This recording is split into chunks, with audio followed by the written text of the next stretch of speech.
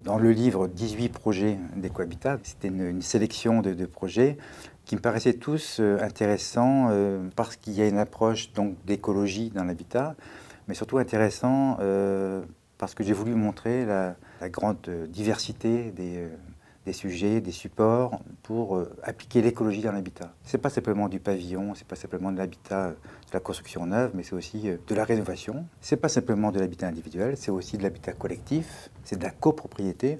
Bref, en tout cas, c'est un ensemble de lieux d'habitat pouvant s'inscrire dans une démarche d'écologie dans l'habitat.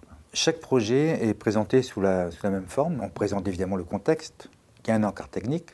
Et après, il y a deux encarts complémentaires. C'est le point de vue des maîtres d'ouvrage, le point de vue des propriétaires, qui est souvent mêlé d'ailleurs aussi au point de vue de l'architecte. Eux-mêmes décrivent leur démarche, éventuellement des fois leur frustration, leur déception, mais au contraire aussi leur enthousiasme.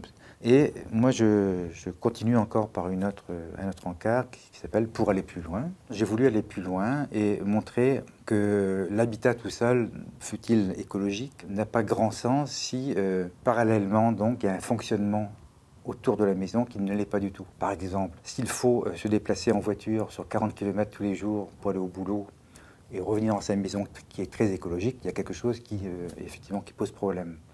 Donc, je sors en fait l'habitat de ce côté, disons, individuel, et j'essaie de le situer dans un contexte plus général. Le deuxième point qui me paraît important, c'est l'idée du coût. On considère toujours que l'habitat écologique est plus cher, et c'est vrai.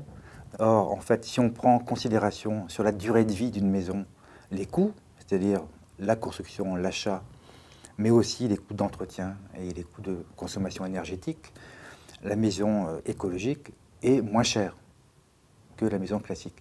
Donc c'est beaucoup plus un problème de gestion financière, de gestion de trésorerie, d'anticipation de coûts, qu'un problème de coût réel. Donc l'habitat écologique, c'est bien, mais il faut raisonner encore un peu plus large. C'est une ouverture à tout ça dans le livre, et donc il y a plusieurs exemples, et je crois qu'on peut s'y retrouver assez facilement.